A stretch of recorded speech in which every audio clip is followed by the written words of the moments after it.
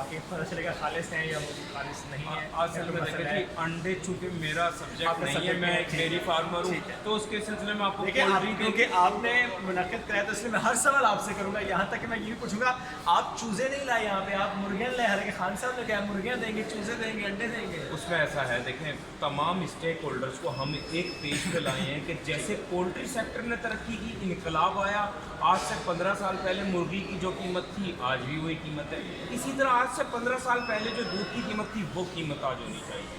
تو اس کے لیے بہت ضروری ہے ہم جینیٹکس پہ کام کریں, اس کے لیے فارمر کو ایجوکیٹ کریں, ہم قیمتیں نہ بڑھائیں, ہم اس کی پیداواری صلاحیت بڑھائیں فی جانور کی. شاکر صاحب ہم اس وقت کہاں کھڑے ہیں, ویئر ڈو وی اسٹینڈ جب ہم بات کرتے ہیں پولٹری کی, ڈیری فارم کی, لائیو اسٹاک کی with respect to other countries, ہم کہاں کھڑے ہیں اس وقت؟ ہم پوری دنیا کی 5ویں بڑے ملک کی پیداواری ہیں, پر ہم دنیا میں سب سے تقریباً ہم نچلی سطح پہ پیداواری صلاحیت رکھتے ہیں. ہمارا جانور 6 سے 7 لیٹر روزانہ دودھ دیتا ہے. دنیا کا جو مویشی ہے, جو جانور ہے, جو انہوں نے بریڈ کو امپروو کیا, جینیٹکس پہ کام کیا ہے, وہ 100 لیٹر روز تک ایک جانور ان کی پیداوار دے رہا ہے. تو ظاہر سی بات ہے انہوں نے اپنا نفع بڑھایا, فی جانور پیداوار بڑھا کے اس کی یلڈ میں اضافہ کر کے فی جانور جو پیداوار اس کی بڑھائی ہے انہوں نے اپنے نفع کا اضافہ کر لیا. ہم بھی یہ کرنے جا رہے ہیں. مستقبل قریب میں بہت خوشخبری سنیں گے عوام الناس کہ یعنی ہماری بھینس جب 100 لیٹر دے گی تو دودھ کی دیکھیں جی میں آپ کو بتاؤں,